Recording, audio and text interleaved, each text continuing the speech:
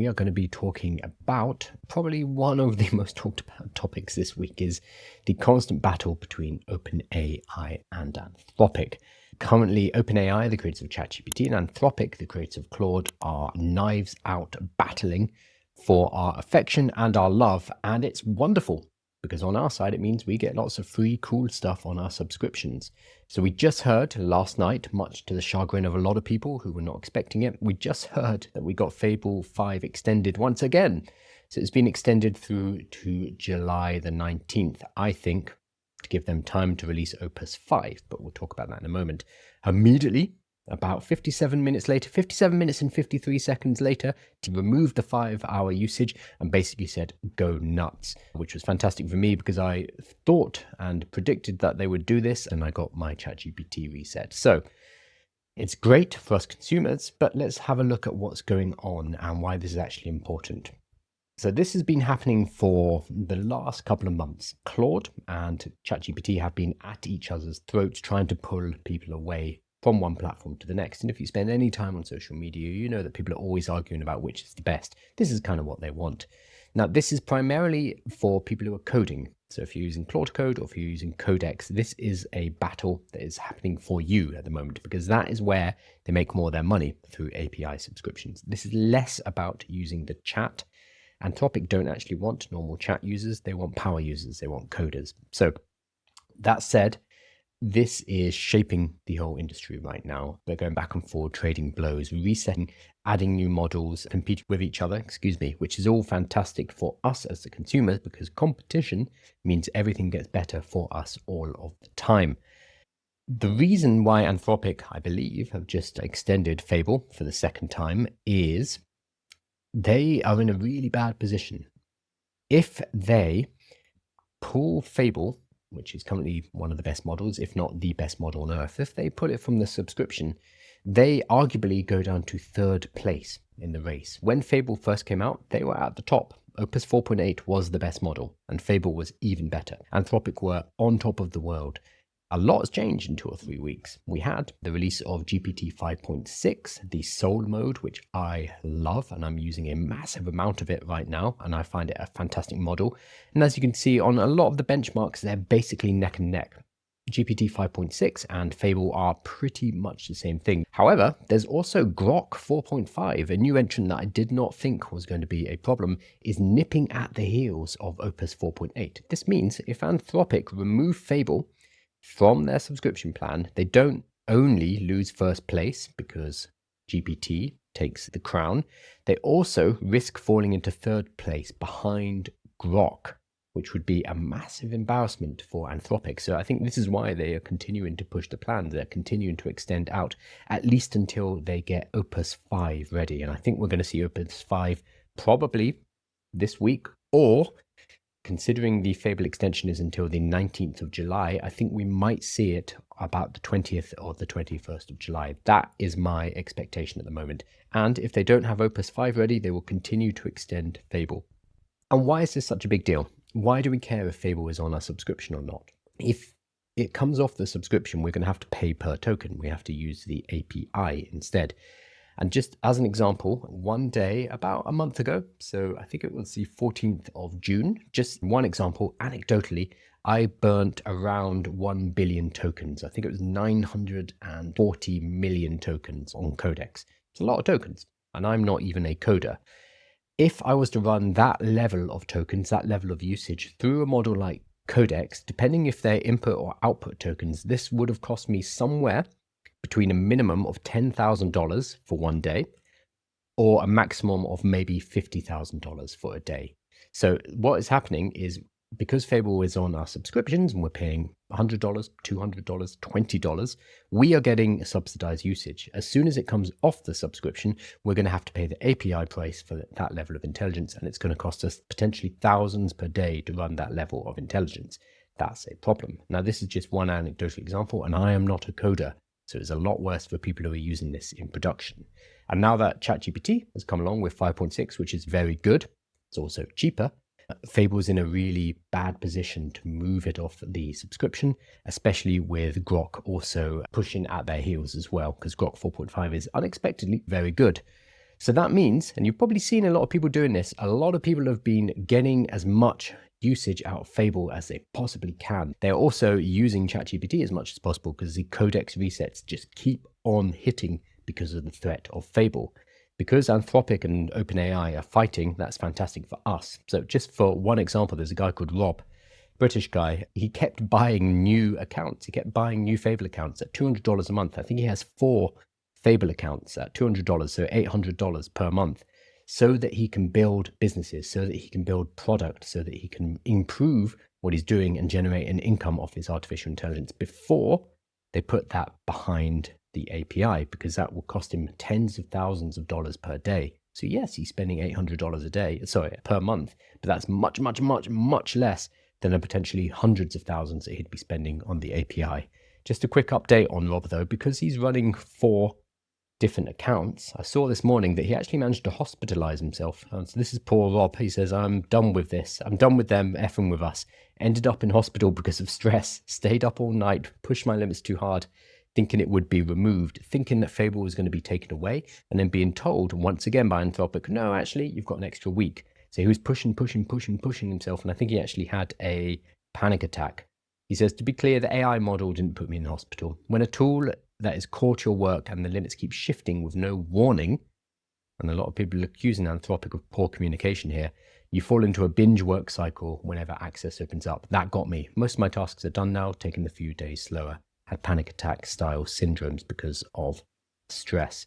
And this is happening in my WhatsApp group as well. It's about 100 people in there. And every time there's a Fable reset, everybody drops what they're doing and rushes back to continuing to build and create using these new tools. I was up until about 11 p.m. myself working on Codex, knowing that Codex was going to be reset because of the Fable reset. And I was correct about that. So you've probably seen a lot of people acting seemingly irrational, and they are building as much as possible. And you're probably wondering, what the hell are they doing?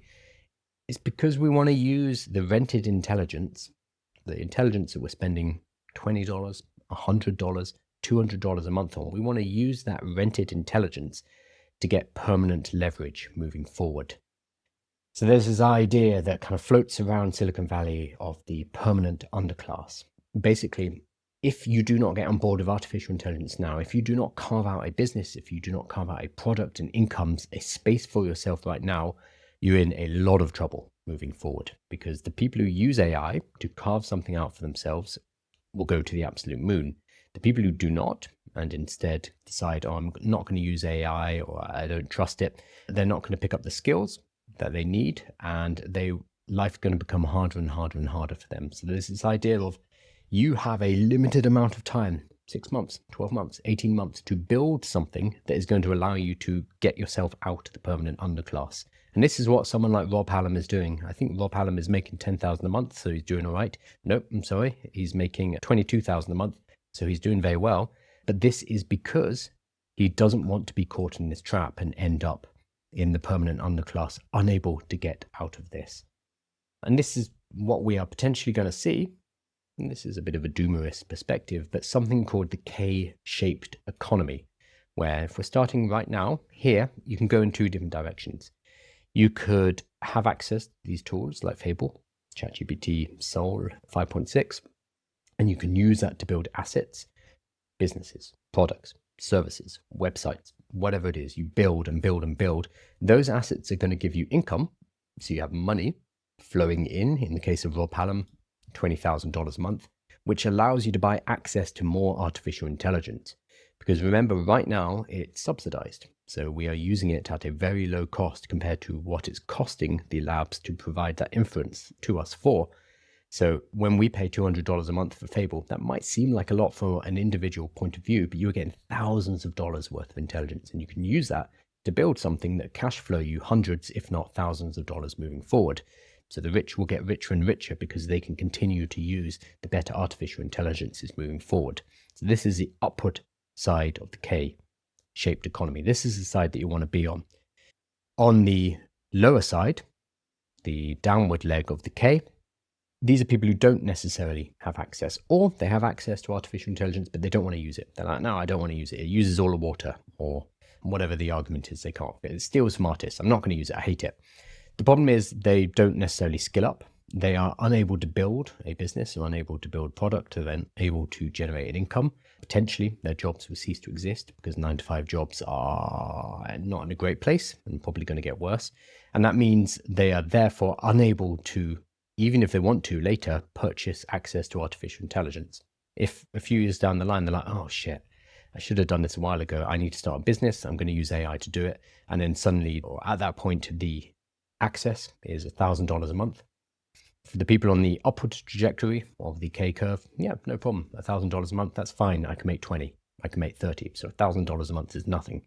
For the people on the lower end, that means they are now priced out of being able to use this intelligence. This is why everybody is building in a frenzy right now, because they want to get on this upward trajectory, build something that gives them cash so they can sustain, continue on that path instead of ending up in the permanent underclass. So what do you do? How do you actually get on with this? Your first job is to build something. If you have never built anything before, you're going to go and download Codex. It is free, or you can get a $20 a month subscription. I would recommend $20 a month, but $20 is fine because I keep resetting usage. And you are going to talk to Codex and you will ask it to build something for you. Very, very simple.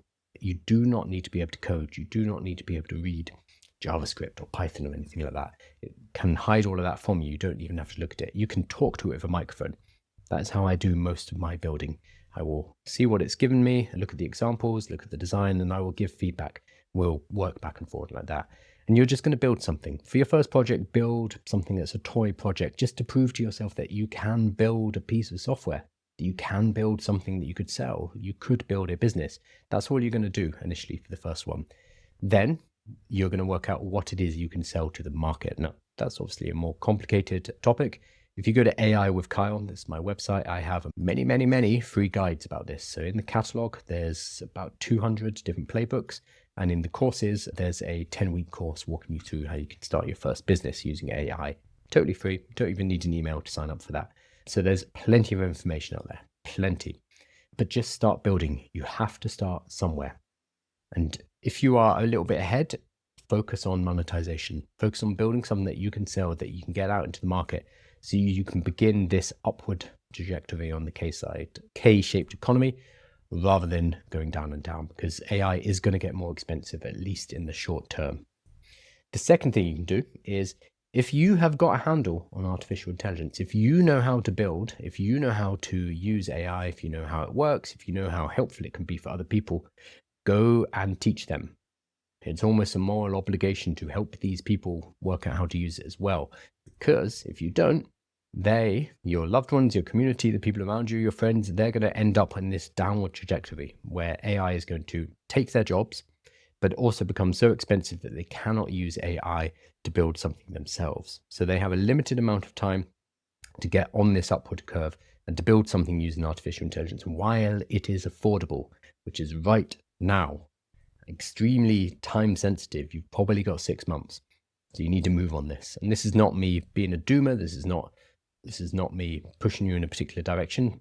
If you don't move now, 2 years down the line, I think you're going to regret it. That's the only issue. So you're going to help people. You're going to teach them how to use artificial intelligence. I'm actually giving a webinar. It's a free webinar. You can sign up at aiwithkyle.com/webinar, talking about how you can go and teach businesses about AI, because you can personally do very well for this, because every business on earth is wondering what the hell we do with AI. And if you can go and show them, you can get paid $1,000, $2,000. I get paid $4,000 per hour to go and teach workshops. So that's at aiwithkyle.com. That is /webinar. That is one way to make money from this current boom. But you also need to build. You have to create, because you need to get yourself in this upward trajectory and get yourself generating income with artificial intelligence before it becomes expensive, before you're forced into the potential of the permanent underclass. And we don't have long. Build what you can, because we're getting resets every single day. We have some more news, like here's a new model, or here's a reset, or have some more usage, or here's an extension. It's fantastic if you are building. Yes, it's stressful and it ends you up in hospital if you're anything like Rob Hallam here. But if you can balance this and build something, you can secure your future over the next year. And I highly recommend you do so before it is too late. I'm giving a workshop about how to make $1,000 an hour teaching AI to businesses. businesses really need this stuff because they don't know what they're doing and they need help from somebody who does. So how to make $1,000 an hour teaching AI to business, that is going to be at aiwithkyle.com/ you can read basically what we covered on the live stream and get that delivered directly to your inbox as well. So hopefully that's been useful, and off you go and build. Thanks guys.